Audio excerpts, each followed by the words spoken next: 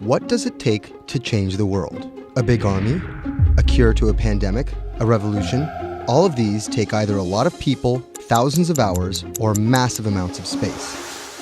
But for Julian Assange, all he needs is one room, an internet connection, and the world will listen.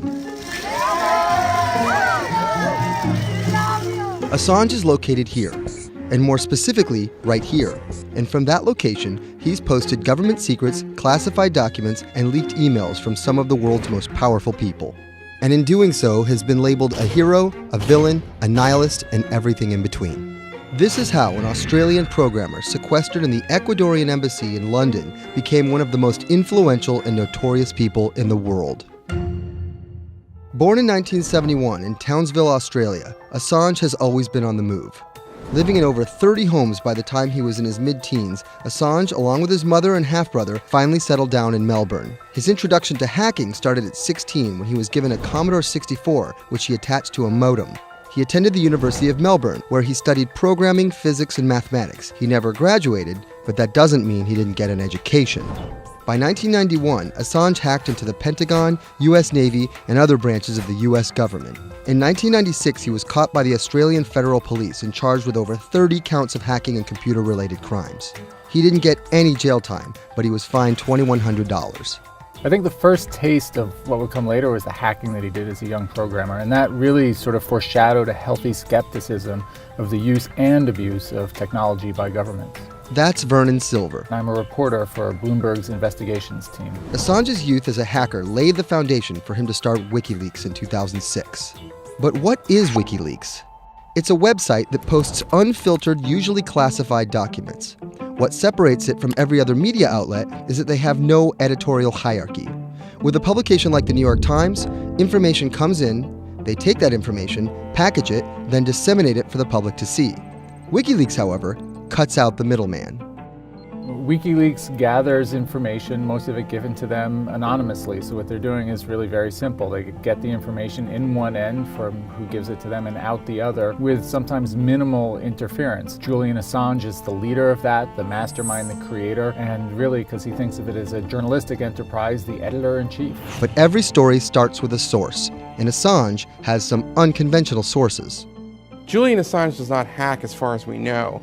He is the recipient of people who are either insiders who give him secret documents or hacked emails from a foreign power. That's Eli Lake. I am a columnist for Bloomberg. And there was no source bigger for Assange than Chelsea Manning. He used to be known as U.S. soldier Bradley Manning. In 2010, Manning provided Assange and WikiLeaks with hundreds of thousands of leaked government documents. WikiLeaks quietly began releasing the documents in February of 2010, then made big headlines in April by posting what is now known as the collateral murder video. Come on, fire! It was a vivid, graphic video. It changed the debate on the Iraq War, and importantly, it put WikiLeaks on the map when they put it online, and they couldn't be ignored at that point. And those leaks were just the beginning. They went on to post more than 90,000 leaked documents known as the Afghan war logs, 390,000 documents known as the Iraq war logs, and 250,000 private messages between diplomats called cables in what is now known as Cablegate.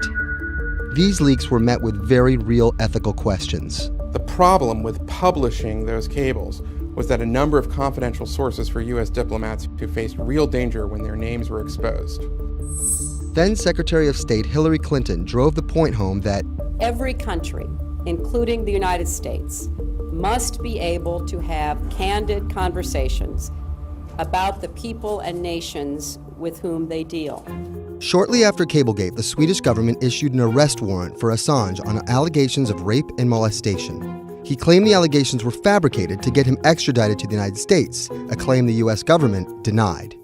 Either way, Assange's next move was to seek refuge in the Ecuadorian embassy, which really was the beginning of the new chapter in his life and what we're dealing with now, which is him being stuck in London. What was supposed to be an office in an embassy is now Assange's self-imposed prison to this very day. But that doesn't mean he's slowed down. Since being trapped in the embassy, WikiLeaks has released files about Guantanamo Bay prisoners, Syrian political figures, and the draft to the Trans-Pacific Partnership. And then came the 2016 U.S. election. Thousands of leaked emails showed Democratic Party officials possibly plotting against Bernie Sanders in his race against Hillary Clinton. Over the course of 68 days, WikiLeaks released 20,000 confidential Democratic National Committee emails. In terms of the presidential race, if you look right here, when Assange released the first batch of emails, Trump actually takes his first lead against Clinton. I think we've had enough of the Clintons, in all fairness. Don't you think? Once WikiLeaks started exposing secrets of the Democratic Party, Julian Assange became a hero to many on the right. Public opinion kind of flip-flopped. WikiLeaks. From the emails, we now know Hillary Clinton's campaign manager makes risotto, and also how the DNC squashed Bernie Sanders' campaign. One thing we don't know is who gave Assange the stolen emails in the first place. Many leading Democrats say they suspect it was the Russians. They released an analysis from a private cybersecurity firm that had said it was the Russians. But Assange claims, our source is not the Russian government, and it is not a state party. so this is where we stand today. The public still doesn't know who provided the emails to WikiLeaks. Meanwhile, Assange is still running WikiLeaks and still releasing documents. In March 2017, he started publishing documents from the CIA's Center for Cyber Intelligence called Vault 7. The CIA, the agency charged with finding and keeping our top secrets, can't keep its own secrets. As long as Assange has a connection to the world, no government secret will be too far from exposure. Julian Assange is still in the embassy. Maybe he'll leave, maybe he won't. Kind of regardless, his work has been done. He's changed the way people think about their governments, about their own secrets, about their own hackability, and really the world has changed because of him.